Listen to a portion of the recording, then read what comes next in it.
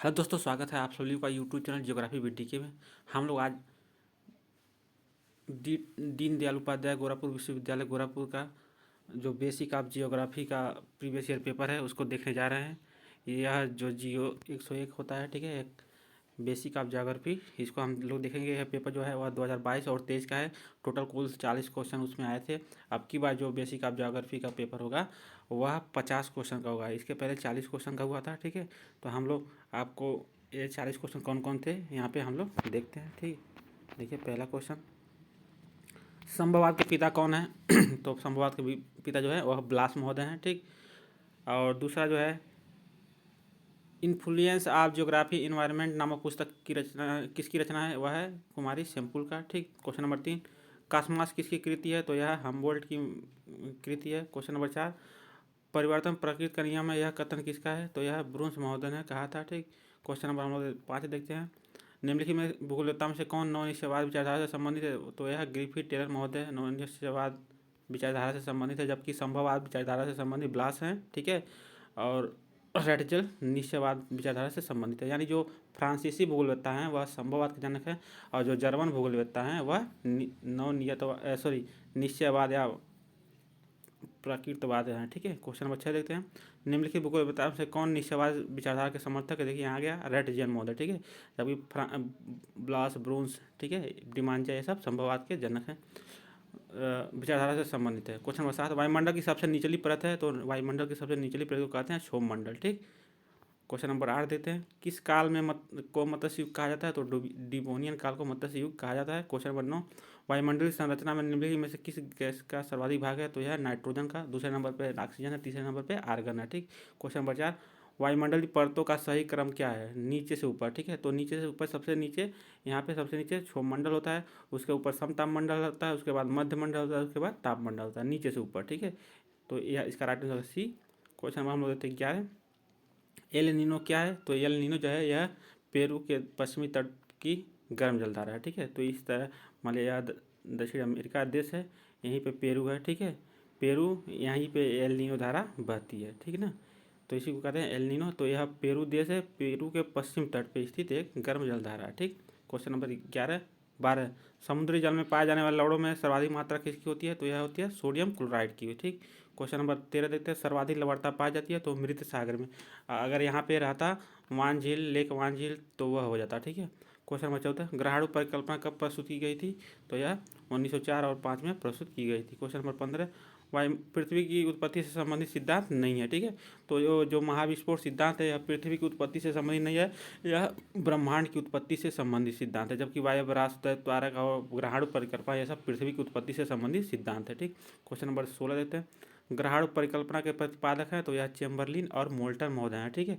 Question number 17 देते हैं, निम्नलिखित में से किसे मानव भूगोल का जन्मदाता कहते हैं? तो रेटजेल को मानव भूगोल का जन्मदाता कहते हैं, जबकि मानव भूगोल का अगर संस्थापक पूछे तो ब्लास महोदय हो जाएंगे।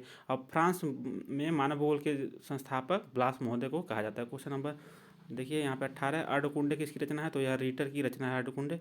क्वेश्चन नंबर 19, एंथ्रोपोजियोग्राफी नामक पुस्तक किसकी रचना है? तो यह रेडजेन महोदय की है, ठीक है। जबकि रीटर की अर्धकुंडे, ठीक।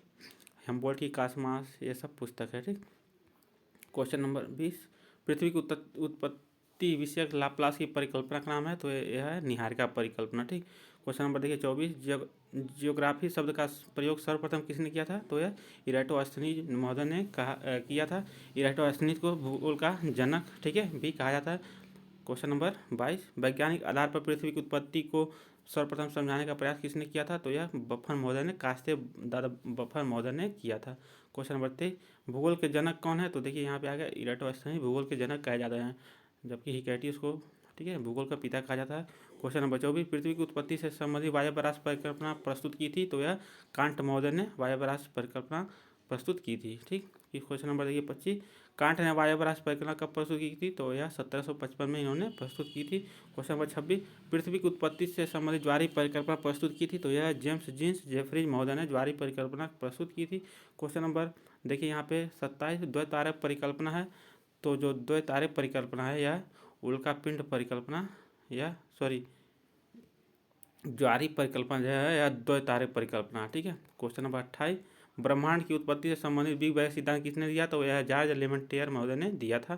क्वेश्चन नंबर 29, पृथ्वी के कितने प्रतिशत भाग पर जल पाया जाता है? तो पृथ्वी के 70.8% यानी 71% भाग पर जल पाया जाता है। क्वेश्चन नंबर 30, महाद्वीपीय और महासागर किस श्रेणी की उच्चावच है? तो यह प्रथम श्रेणी की उच्चावच है, जबकि पर्वत पठार मैदान यह द्वितीय श्रेणी की उच्चावच है। उसके बाद झील, ठीक है, ये सब यह तृतीय श्रेणी के उच्चावच कहे जाते हैं। क्वेश्चन नंबर अगला 31, संवहन धारा सिद्धांत किसने प्रस्तुत की थी?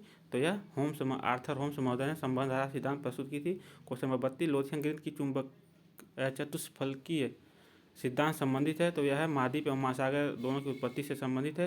क्वेश्चन नंबर 33, तापीय संकुचन सिद्धांत किसका है? तो यह जेफ्रीज महोदय का तापीय संकुचन सिद्धांत है। क्वेश्चन नंबर 34, प्लेट शब्द का सर्वप्रथम प्रयोग किसने किया था? तो टूजो विल्सन ने प्लेट शब्द का सर्वप्रथम प्रयोग किया था। क्वेश्चन नंबर 35, महाद्वीपीय विस्थापन सिद्धांत के प्रतिपादक हैं? तो यह अल्फ्रेड वेगनर महोदय ने महाद्वीपीय विस्थापन सिद्धांत दिया था। ठीक है, क्वेश्चन नंबर देखिए 36, तापीय चक्र सिद्धांत किसने दिया था? तो जोली महोदय ने तापीय चक्र सिद्धांत दिया था। क्वेश्चन नंबर 37, किस युग को कोयला युग के नाम से जाना जाता है? तो कार्बोनिफेरस युग को कोयला युग के नाम से जाना जाता है। क्वेश्चन नंबर 38, महान हिमकाल किसे कहते हैं? तो प्लीस्टोसीन युग को महान हिमकाल कहा जाता है। क्वेश्चन नंबर देखिए 39, हिमालय की उत्पत्ति किस युग में हुई थी? तो हिमालय की उत्पत्ति इयोसीन युग में हुई थी। क्वेश्चन नंबर 40 लास्ट, किस युग को डायनासोर का युग कहा जाता है? तो जुरासिक युग को डायनासोर के युग कहा जाता है। तो ये था गोरखपुर विश्वविद्यालय गोरखपुर, ठीक है, जो बेसिक आप ज्योग्राफी का 2022-23 का पेपर था। अगर आप लोगों को यह वीडियो पसंद आया हो तो आप लोग चैनल को सब्सक्राइब जरूर कर लें। और इसी चैनल पे हम फिजिकल ज्योग्राफी, ठीक है, बीए फर्स्ट सेमेस्टर का वो भूगोल का वो भी हम अपलोड कल करेंगे, तो आप लोग उसको भी देखिएगा। और आप लोग अगर चाहेंगे तो कुछ प्रैक्टिस सेट भी आप लोगों को, ठीक है, बेसिक आप ज्योग्राफी और फिजिकल का 1-2 प्रैक्टिस सेट भी अपलोड कर देंगे। तो चैनल को सब्सक्राइब जरूर करें। मिलते हैं अगली वीडियो में, तब तक के लिए जय हिंद।